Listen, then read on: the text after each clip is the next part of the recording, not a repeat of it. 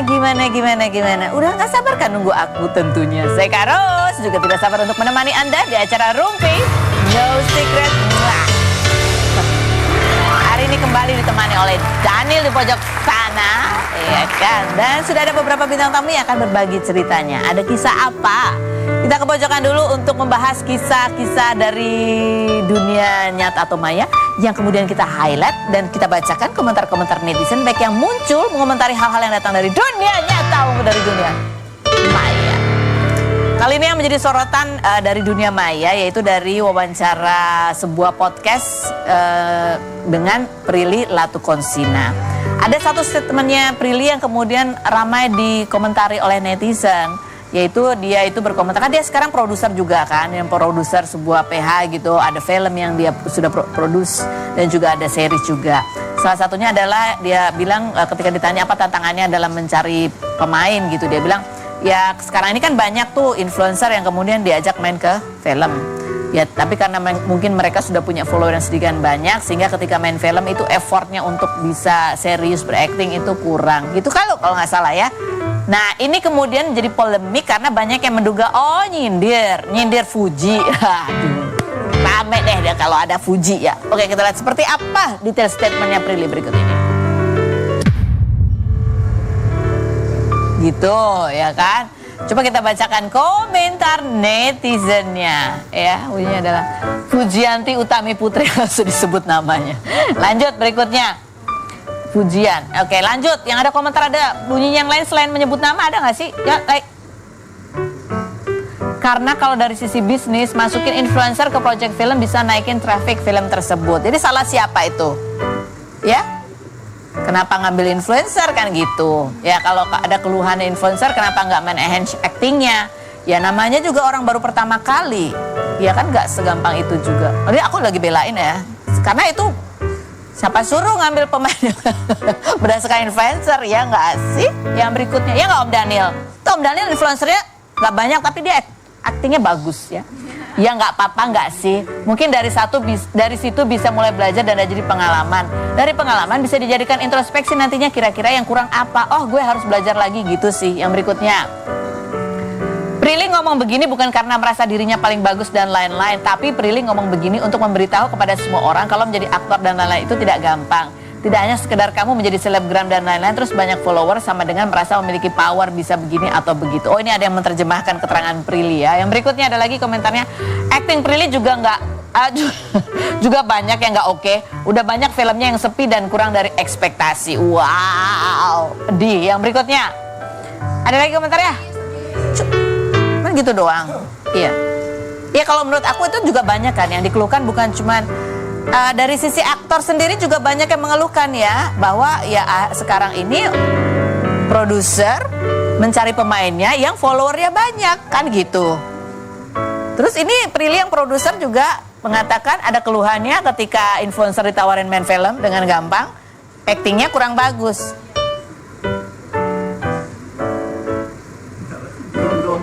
Cuman diam aja ya kan. Oke baiklah. Oh kita mau lihat ya benar gak sih yang dimaksud Fuji? Kayak apa sih aktingnya Fuji di series apa film nih? Film bukan Cinderella berikut ini. Tapi jujur Li ya, menurut aku bukan cuma influencer yang baru yang main film itu aktingnya masih kurang harus perlu diasah. Yang udah lama main film juga bukan film sih. Udah lama main sinetron itu ya kadang-kadang juga tetap aja aktingnya harus diasah gitu. Bukan cuma main film. Presenter ini juga tiap hari mesti belajar harus diasah gitu. Jadi itu kembali kepada orangnya ya nggak sih? Gitu Kak Om Daniel? Iya, oke baik kita langsung menuju ke bintang tamu kita yang pertama aja. Nicholas Sean. Kita lihat profilnya berikut ini. Nicholas Sean Purnama, pria kelahiran 1998 ini merupakan putra sulung dari mantan Gubernur DKI Jakarta Basuki Cahaya Purnama dan Veronica Tan yang orang tuanya bercerai pada 2018 dan kini ayahnya telah menikah lagi dengan mantan ajudan sang ibu Puput Nastiti Devi tahun 2019. Sean yang memiliki bisnis kedai kopi ini 23 Oktober kemarin melakukan prosesi sumpah dokter yang didampingi sang ayah dan mengatakan butuh 8 tahun untuk mewujudkan cita-cita papa meski hampir menyerah. 21 Oktober kemarin, Sean menemani sang ibu yang dilantik sebagai Wakil Menteri Pemberdayaan Perempuan dan Perlindungan Anak oleh Presiden Prabowo Subianto dan mengaku bangga dengan sang ibu. Sean yang sempat viral karena mengatakan tidak ingin pacaran, menikah dan mengaku menginginkan perempuan yang tunduk padanya ini kini memiliki kekasih bernama Viviana Chloe. Seperti apa kisah perjuangan Sean untuk menjadi dokter? Saksikan kisah selengkapnya hanya di Rumpi No Secret.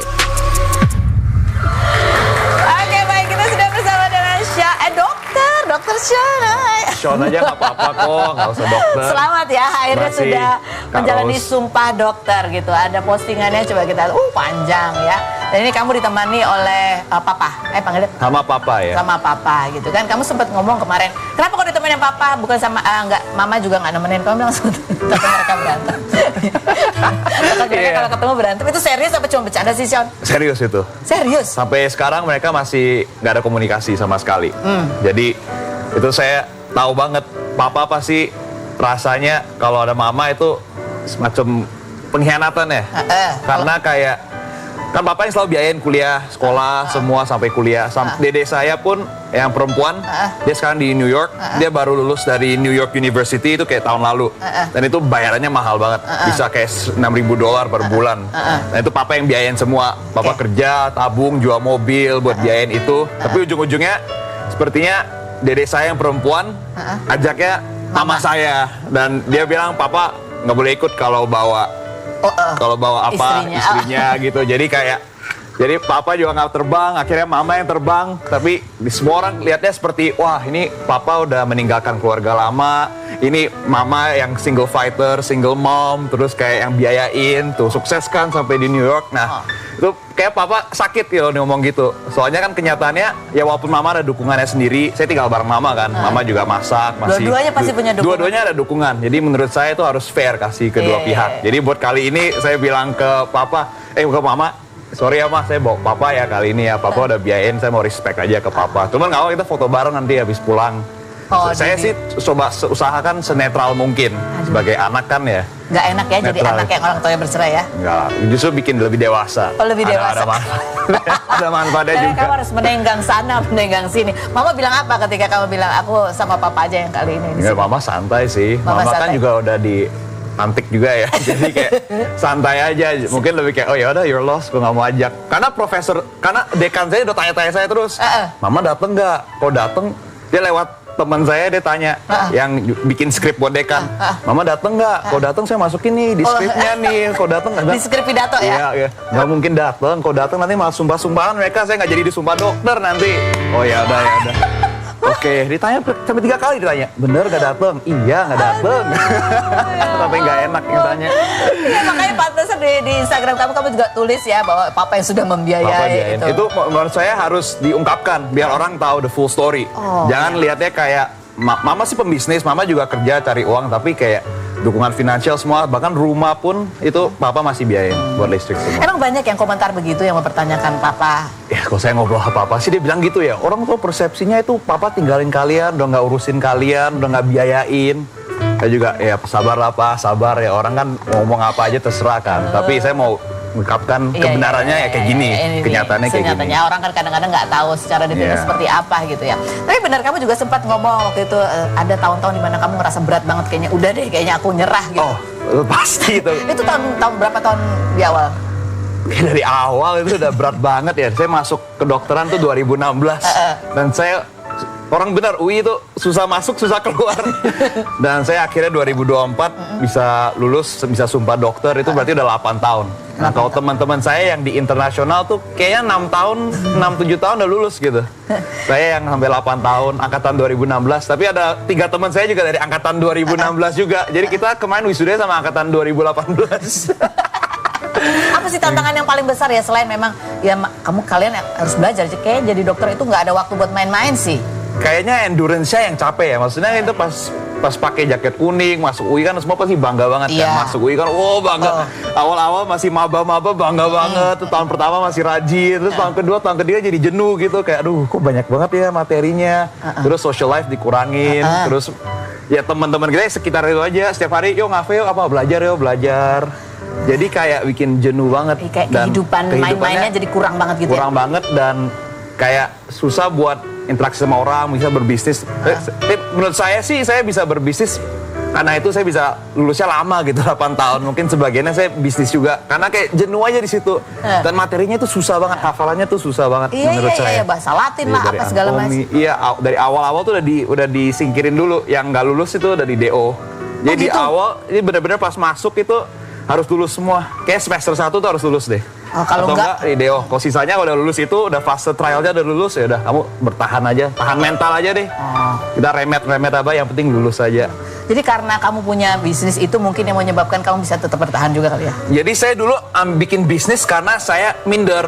Karena UI semua kan pinter-pinter semua. Saya merasa aduh nilai saya kurang bagus, bukan cum laude lagi. Udah deh, saya harus mengkompensasi dengan sesuatu yang mereka nggak punya. Misalnya saya bikin bisnis lah. Jadi minimal kalau kamu kenapa nilai jelek, kenapa remedial? Ya, sekarang ada bisnis. Oh iya, ada alasannya ya. Urusin bisnis gitu kan. Saya mau pengabdian aja jadi dokter, nggak mau cari banyak duit sini. Saya lebih mau buat melayani rakyat. Tapi saya mau ada bisnis juga. Kan nggak munafik kan orang butuh duit juga. Oke, jadi kenapa kamu jadi dokter? Ya itu ada berbagai alasan ya. Jujur, pasti ada dorongan papa. Saya sendiri juga imajinasinya mau jadi dokter militer. Mau jadi Saya bilang kalau saya jadi tentara aja, kalau saya dikirim ke medan perang pasti mati kan. Tapi kalau dokter kan pasti dilindungin gitu kan, berharga gitu. Saya awal dari situ, ide-ide doang, joking doang. Terus papa tiba-tiba dorong, udahlah jadi dokter aja. Saya awalnya mau ambil IT, saya kira mau bikin komputer games kan, saya suka kan. Terus mama bilang, kalau kamu IT, les juga bisa. Kalau kedokteran kan ijazah itu kan mahal banget, nggak bisa didapetin gitu. Kamu harus kuliah baru dapetin, bisa earn itu. Kalau IT kan nanti bisa les aja sendiri. Terus saya pikir-pikir, ya sih. Terus saya bahkan habis dari SPH, sekolah saya hanya apply ke satu universitas doang. Karena saya bingung mau ambil apa jujur. UI doang? UI doang. Dan itu keterimanya lewat talent scouting. Jadi kalau saya harus SBMPTN, harus SIMAK tuh, bye-bye itu game over itu. Belum tentu keterima. Belum tentu keterima menurut saya.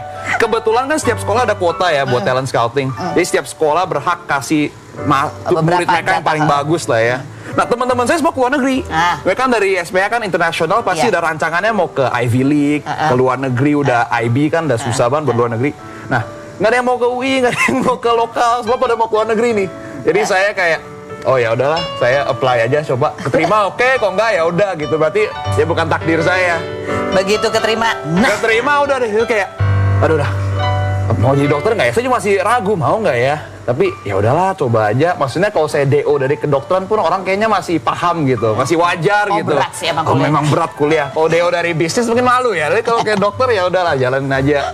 Akhirnya jalan terus, remet jalan terus, pantang mundur ya sampai sekarang lah. Jadi nasibnya memang jadi dokter kali. Jadi dokter memang ternyata ya. Jadi kemarin juga pada saat sumpah dokter gitu banyak orang yang minta foto sama papa gitu kan ya. Sampai kamu bikin story, harusnya bokap gua aja nih yang diangkat sumpah. Bener. Tapi saya nggak iri loh itu. Ya emang punya bapak dan ibu sih dua-duanya ya. Iya, Orang tua iya. kamu tuh Mereka alpha, mereka ada karir path-nya sendiri, mereka ada visi sendiri. Oke. Nah ini yang juga yang menarik ya pada saat pelantikan Amah ya menjadi wakil menteri gitu ya. Kamu sempat menarik sini. Wow, mom. Yeah, juga. I underestimated your power. Yeah. Who knew women empowerment could be this cool. Once again, a big congratulations to you, mom. I'm so proud of you.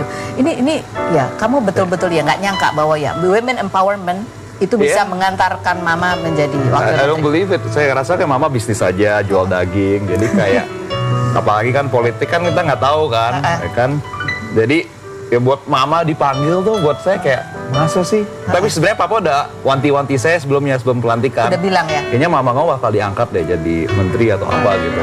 Masa sih pak masih nggak percaya, nggak mungkin lah mama lagi, enggak lah. Kamu jadi taunya mama itu cuma bisnis jual daging gitu aja. Iya, bisnis jual daging. Dan bahkan saya tanya, "Ma, how do you do it? Kok dipanggil gimana?" Terus dia bilang, "I don't know, I just got call and then I'm here." Are you sure, Ma? You're lying to me ya? No, really. I just got a call and then ini menteri. Kamu nggak tahu kalau mama tuh ada kegiatan organisasi apa, Ya, dulu pernah saya tahu ada sih, dia ada bikin app juga, Love Care, banyak organisasi. Tapi ya saya nggak nyangka bakal dipanggil jadi menteri kan. Family politiknya kan lagi enggak kan, papa aja kan sekarang Enggak. main golf. Oh, gitu main ya? golf doang. Main golf ya, doang. di partai, jadi pekerja partai. Nah Jadi ini kayak- kita lihat ya, ada cuplikan momen ketika ya bersalaman dengan Presiden Prabowo gitu ya. Sempat berhenti juga ngeliat kamu. Nah kita pengen tahu ini ngobrol apa gitu. Apa nih, kamu ditawarin masuk partai atau tidak? Enggak, mama hanya bilang, ayo Pak Prabowo nih anak saya udah gede. Sebenarnya dulu kita pernah ketemu di rumahnya Pak Prabowo 2015 dulu banget. Dia kasih dedek saya tank satu yang kecil mainan. Terus dia kasih saya kayak medali-medali Kopassus Prabowo gitu, masih banyak. Terus kayak ya pernah ketemu aja sama papa juga waktu itu, papa mama. Yang kali ini mama bilang, Udah ya gede nih, udah gitu. gede, udah jadi dokter. Oh udah dokter ya, udah selamat ya. Apa? Kamu nggak bilang, saya mau jadi dokter tentara. Sebentar disuruh masuk kan? Oh, ya, ya mungkin disuruh masuk ya. Ya, tadi cepet banget, mepet, shock juga kan ketemu kan kayak wah. Ya bangga lah. Bangga. Kemarin kan Bapak juga sempat ikut retret para menteri itu yang di Mama. Akmil Magelang. Iya. Cerita nggak? Gimana? Cerita dia bilang ya kayak ada tenda-tenda. Awal saya kira, hah, mama disuruh Akmil gitu kayak gak salah. Tenda-tenda, bilang bawa autan ya, naik DBD lah gitu. Kayak nyamuk. Ya kan Dokter, saya. nggak aman kok. Pas saya lihat di sana, rupanya ya tendanya bersih, Ya, ada AC tendanya juga. mewah. Mewah. Jadi kayak memang gimmick aja lah ya kan, kayak presiden militer kan ya, jadi gimmick aja. Dan pulangnya pakai naik Hercules, mama cerita. Oh, seru Terus ya. ada seragam, saya bilang mama jadi main airsoft ya sekarang. Saya kira main tembak-tembak di situ, pakai seragam. Oke, Cak, habis ini kamu ini dulu kan, apa berarti Internship Internship dulu berapa lama? Setahun. Dia Setahun, 6 itu- bulan di RSUD dan RSUD. 6 bulan di puskesmas. dan itu nggak tahu di mana? Belum tahu sekarang. Kamu menggunakan koneksi-koneksi nggak nih? Nggak tahu, saya apply doang. Apa dimanapun ditempatkan sudah Ya, siap? setahu saya sih sesuai kakak ya sekarang. Oh, sesuai ya. kakak Sesuai sekarang. alamat sekarang. Oh, Jadi mungkin oke. di Jakarta. Di dekat-dekat sini Iya, aja. Habis iya. itu baru melanjutkan di luar atau di sini melanjutnya spesialisnya? Nah ini belum tahu nih, saya masih. Mau lanjutin doa-doain spesialis aja. bener nih. Kayaknya ya abis sebelum lulus sih pikir aja cuma lulus aja udahlah spesialis kan nggak tahu. Abis lulus kayak wah, sayang juga ya. Udah dokter kalau nggak dilanjutin ilmunya. Sayang juga ya udah ada tiket nih bisa masuk nih. Nah, gitulah hidup lah ya. Oke, baik. Nanti kita ngobrol lagi. Kita juga mengundang satu bintang tamu kita, ada Fabi Marcelia. Kita lihat profilnya berikut ini. Fabi Marcelia, artis kelahiran 1995 ini mengawali karir dengan mengikuti ajang pencarian bakat menyanyi Mamma Mia pada 2008 dan pernah membintangi sinetron Dunia Terbalik pada 2017. Perempuan yang pernah menikah di usia 18 tahun dengan Reva Naria pada 2013 dan dikaruniai 2 anak ini pada Juli lalu mengaku diam-diam sudah bercerai sejak tahun lalu. Perempuan yang kerap membuat konten di TikTok ini 11 September lalu memposting konten dengan sound udah pernah diselingkuhi tapi selingkuhannya lebih jelek dari kita belum deh. Namun tak lama setelahnya mantan suaminya Revan memberikan pernyataan mengenai perceraian mereka bukan karena adanya orang ketiga. Bagaimana tanggapan Fabi Marcelia yang diduga menyindir mantan suaminya lewat konten? Dan seperti apa tanggapan Fabi Marcelia yang kerap dijodohkan netizen dengan Uwan Kaisar, vokalis grup Juicy Lucy? Saksikan kisah selengkapnya hanya di Rumpi No Secret. Oke, sekarang kita sudah ada Fabi di sini dan tetap ada Sean. Ini kursi spesial loh Sean ya. Kamu belum pernah duduk di sini. Kalau di kursi ini kalian harus menjawab pertanyaanku dengan jujur apa adanya. Apakah pertanyaanku ini jawabannya fitnah atau fakta? Fabi, fitnah atau fakta? Kalau kamu tuh sebenarnya udah males banget ngomongin mantan suami perihal konten kamu. Fakta. Iya kan? Fakta ya. Belum. Dan itu pakai konten itu pakai diklarifikasi lagi sama mantan kamu. Karena takut banyak yang bilang kamu belum move on. Fitnah atau fakta? Faktanya bagian males dibahasnya. Kalau disangka nggak move on sih Enggak ya. Kayak apa sih kontennya? Coba kita lihat yang berikut ini. Oke, silakan Mbak Feby yang cantik bukan ya? Mana sih? Bukan kan? Bukan nyindir suami, mantan bukan ya? Bukan dong. Makanya. Apa tuh? Hati-hati kalau lagi bikin konten ya kan, dikira nyindir nanti. Ya harusnya sih nggak kerasa tersindir kalau memang enggak. Ya kan netizennya soalnya di bawah komennya. Coba kita baca nih komen netizen. Oh nggak ada ya, tapi dibalas-balasin sama dia ya. Lanjut berikutnya untuk Sean, fitnah atau fakta? Kamu udah putus sama pacar kamu yang kemarin itu, ya. karena dia mau serius, sementara kamu tetap masih belum berpikir untuk menikah. Fitnah atau fakta? Fitnah lah. Fitnah. Kita kan dari awal udah ngomong saya nggak mau nikah. Iya. Jadi Mau bareng ngobrol. Jadi kan kamu bilang katanya udah frekuensinya sama, punya pandangan yang sama. Frekuensi kan bisa berubah. Oh. Kayak radio. Nggak, saya merasa kita dua-dua alpha ya, maksudnya masih suka ribut kadang. Terus saya juga orangnya egois banget. Dan saya juga lebih mau fokus, lebih career driven kerja. Dan saya orangnya memang suka di rumah aja biasa. Dia suka keluar negeri, suka jalan-jalan. Saya rasa ya nggak sejalan ya udah.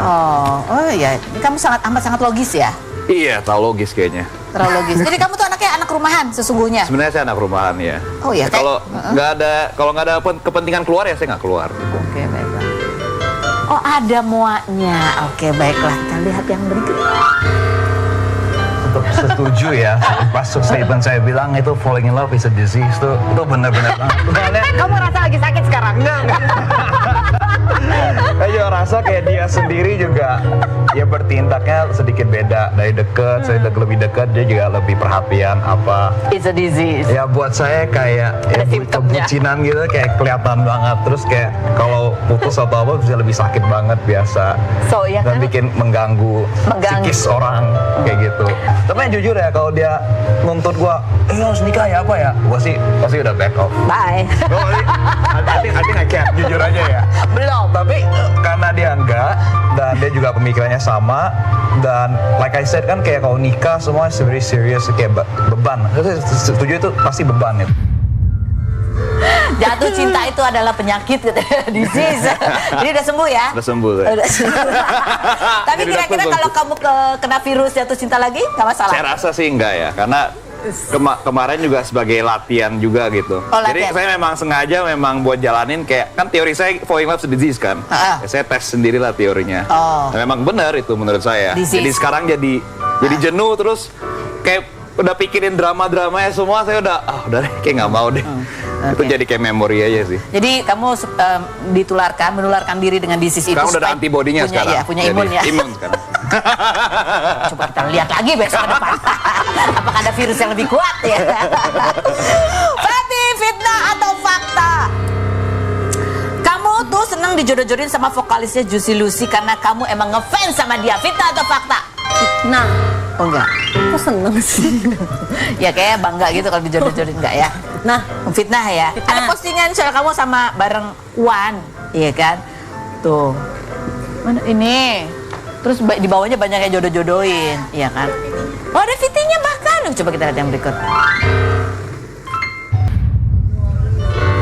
Kamu sedekat apa sih sama dia sebenarnya? itu postingan itu aja aku baru pertama kali ketemu gara-gara nonton emang ada satu acara gitu. Jadi disangka netizen tuh kondangan bareng. Oh, Netizen biasa. jadi bukan yang itu ya? Gimana? Bukan yang itu kan? Ada lagi yang lain ya? Oke, Vita atau fakta Feby lagi? Apa? Kalau kamu sebenarnya emang udah punya pacar, ya kan? Setelah berikut ini jangan kemana-mana, tetap di Rutin.